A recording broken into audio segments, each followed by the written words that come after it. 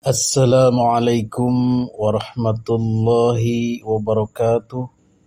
Alhamdulillahi rabbil alamin wa bihi nasta'inu ala umurid dunya waddin.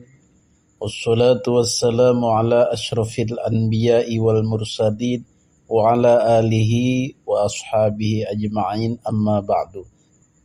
Hadirin para netizen yang dimuliakan Allah Subhanahu wa ta'ala.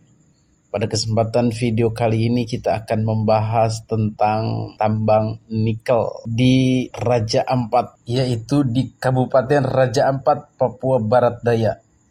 Hadirin para netizen yang dimuliakan Allah Subhanahu wa ta'ala, mengapa Raja Ampat ini heboh? Perlu diketahui bahwa NU Nahdlatul Ulama menerima tawaran pemerintah untuk masuk dalam dunia pertambangan, masuk ke bisnis tambang.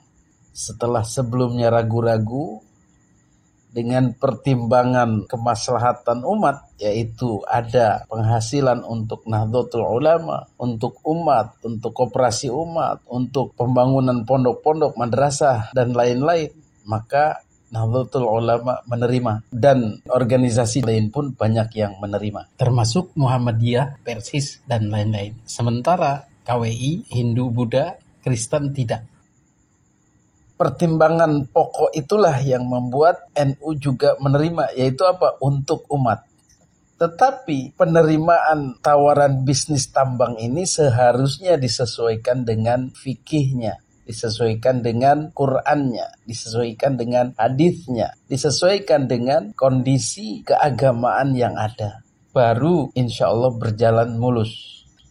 Tetapi dalam perjalanannya ternyata pengelolaan bisnis tambang oleh NU ini diberikan kepada orang-orang yang kurang capable, kurang mumpuni, kurang berintegritas, kurang akhlak lah rupanya begitu.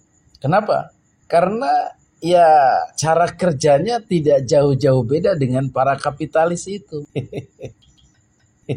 Jadi orang sudah kadung berekspektasi kalau dikelola oleh para kiai mungkin akan lebih baik, lebih halal, lebih maslahat, tidak merusak, tidak korupsi, dan lain-lain. Tetapi pada kenyataannya pengelolaan tambang oleh NU ini tidak jauh-jauh dengan sifat para kapitalis. Yang penting cuan. Dan setelah kita telisik, orang yang diberi kepercayaan untuk mengelola tambang dari NU itu adalah Gus Fahrur atau Kiai Haji Fahrur Razi, Ketua NU bidang keagamaan. Masya Allah, ini bidang keagamaan loh. Bukan sembarangan bidang. Bidang kekiaian. Menjadi ujung tombak, menjadi nyawa daripada Nahdlatul Ulama. Kiai loh ini, bidang keagamaan loh ini. Tetapi nama Gus Fahrur ini memang sudah celak, sudah jelek di mata kita. Kenapa? Sudah bukan rahasia lagi, Gus Fahrur ini adalah Mukibin Akut. Mukibin Akut itu apa? Orang yang membabi buta membela Habaib Ba'alwi. Orang yang sudah lama bersenang-senang bersama Ba'alwi, sudah lama diuntungkan oleh hubungan mutualisme dengan Ba'alwi, dengan para Habib itu. Sehingga begitu Habib diganggu, digoyang, dia marah-marah. Dia membela habis-habisan dan menyerang Kiai Haji Imaduddin Utsman Al-Bantani. Padahal Kiai Haji Imaduddin hanya ingin meluruskan bahwa Habib itu bukan keturunan Nabi, tidak usah disembah-sembah berlebihan, tidak usah diagung-agungkan berlebihan, tidak usah terlalu nurut dengan doktrin-doktrin mereka, tidak usah larut dalam hegemoni penguasaan mereka. Itu misi daripada Kiai Haji Imaduddin Utsman Al-Bantani, misi dakwah. Tetapi Gus Fahrur tidak. Dia mati-matian membela Ba'alwi, seolah-olah Ba'alwi lah yang paling benar. Yang lain itu salah, sesat semua. Jadi dua sifat buruk ini menyerang Kiai Haji Imaduddin dan mengelola tambang yang tidak bertanggung jawab ada pada Gus Fahrur ini. Kiai loh ini. Hadirin yang dimuliakan Allah Subhanahu wa ta'ala, rupanya Allah membukakan kedok sang kiai ini. Tambangnya kiai memang, tetapi dia menyerang kiai lokal Nusantara, Kiai Haji Imaduddin, menyerang PWILS dan lain-lain, mengagung-agungkan imigran Yaman yang sudah menjadikan mudarat kepada masyarakat Indonesia, plus mengelola tambang yang ugal-ugalan, merusak alam. Inilah yang diprotes oleh masyarakat yang sekarang heboh. Kenapa heboh? Karena lahan bisnisnya kiai ini ya tidak rapi, tidak sesuai kaidah Islam, tidak islami lah begitu. Malah menabrak ayat, Zaharul fasadu fil bahri wal bahr bima kasabat aydin nas. Kiai menabrak ayat demi uang. Telah nampak kerusakan di daratan dan di lautan. Karena ulah-ulah tangan mereka ini yang mengeruk kekayaan alam nikelnya di Raja Ampat itu. Jadi alam yang begitu indah, destinasi wisata yang begitu indah, yang begitu nyaman, begitu asri, terumbu karang, lautan yang membiru, itu dirusak oleh para penambang kapitalis demi cuan ini. Yang padahal menurut para pakar ini jelas sudah melanggar daripada Undang-Undang Nomor 1 tahun 2014. Bahwa pulau yang luas daratannya di bawah 200.000 hektar tidak boleh diterbitkan IUP tambangnya. Nah, ini dilanggar. Pulau Gag itu kan kecil. Bahkan izin tambangnya meluas sampai seluruh daratan dan lautan. Zaharul fasadu fil barri wal bahr, itu mah. Jadi kerusakannya akan mencakup daratannya dan juga lautannya. Jadi kembali lagi tadi bukan masalah NU tidak boleh nambang. Tetapi cara nambang NU itu tadi itu harus sesuai kaidah Islam, sesuai fikih. Jangan menabrak ayat. Tetapi karena yang ditugaskannya adalah Gus Fahrur ini, yang pembela Ba'alwi, yang pembenci Kiai Iman, maka dia tidak apa-apa menabrak ayat. Kalau dia cukup Islami, Muslim yang taat, maka ketika ditawari untuk menjadi komisaris PT Gag Nikel, maka dia pasti akan menolak. Wah, ini kerusakannya cukup nyata ini. Saya tidak berani, saya tidak mau. Ini akan merusak NU. Ini akan merusak nama baik NU, merusak nama baik Kiai sebagai penambang. Itu kalau dia mau taat. Tetapi karena melihat cuan yang begitu banyak, maka ayat-ayat Al-Quran yang berdiri di hadapannya itu dia tabrak. Maka inilah menjadi malapetaka bagi NU. Yang tadinya dikira manfaat, ternyata setelah dijalankan oleh Gus Fahrur ini menjadi madharat. Menjadi dalam tanda kutip sial. Karena salah tunjuk orang.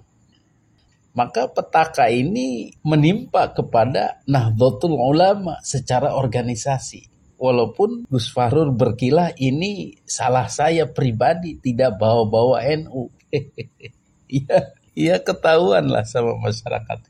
Karena yang dikasih izinnya itu NU. NU menugaskan Gus Fahrur. NU-nya siapa? Gus Yahya. Rais Amnya siapa? Kiai Haji Miftahul Akhyar. Ketua PBNU bidang keagamaannya siapa? Gus Fahrur. 3 orang ini adalah pembenci Kiai Iman, pemuja Ba'alwi.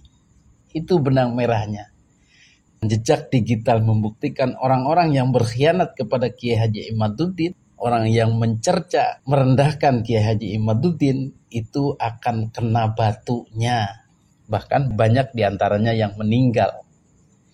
Ini NU, kemudian Gus Fahrur yang begitu bencinya kepada Kiai Haji Imaduddin, ini akan kena malapetaka ini dari masyarakat. Lihat saja bulian-bulian di media sosial tentang Gus Fahrur dan NU ini luar biasa. Nama baik Kiai ini luar biasa buruknya sekarang. Kiai tambang, Kiai cuan, Kiai duniawi dan lain-lain. Masya Allah. Gara-gara siapa? Ya orang-orang NU yang tidak becus ini, yang akhirnya merusak marwah Nahdlatul Ulama. Bagaimana kita mengatasinya sekarang? Ya orang-orang ini harus segera digusur. Gus Fahrur harus segera ditarik dari komisaris PT Gag Nikel, bersihkan nama NU dari sana, keluar dari tambang. Gus Yahya juga harus bertanggung jawab, berhentikan dari NU, keluar dari NU. Kiai Haji Miftahul Akhyar juga begitu, NU harus direstorasi. Deklarasikan NU adalah penjaga alam, pemelihara alam, bukan penyebab kerusakan. Dengan ini berhenti dari pertambangan dan kembali menjadi organisasi yang menjaga umat, menjaga alam. Cari uang tidak harus merusak alam atau menambang-nambang yang melanggar izin, melanggar ayat Al-Quran. Cari yang aman-aman. Kalau diserahkan kepada kiai yang berbijaksana, yang tidak kapitalis, tidak mengejar cuan, ya mau saja nambang tapi yang rapi, betul? Yang tidak merusak alam, yang prosedurnya itu tidak melanggar hukum, tidak melanggar ayat dan lain-lain. Bisa sebenarnya. Tetapi inilah kualat dari Kiai Haji Imaduddin. Pertama, melarang orang-orang untuk masuk PWILS, mengutak-ngatik Ba'alwi. Itu juga membuat marwah NU merosot, membuat NU ditinggalkan oleh para kader NU, lari ke PWILS. Petaka atau kualat yang kedua adalah dihujat ramai-ramai oleh seluruh rakyat Indonesia akibat tambang yang ugal-ugalan ini dari Gus Fahrul. NU juga. Jadi bagaimana? Ya dari sekarang mulai bertobatlah 3 orang itu. Gus Fahrul, Kiai Haji Miftahul Akhyar, Gus Yahya. Bagaimana bertobatnya? Rangkul Kiai Haji Imaduddin, ajak PWILS untuk membersihkan NU, membersihkan agama ini dari doktrin kacau Ba'alwi.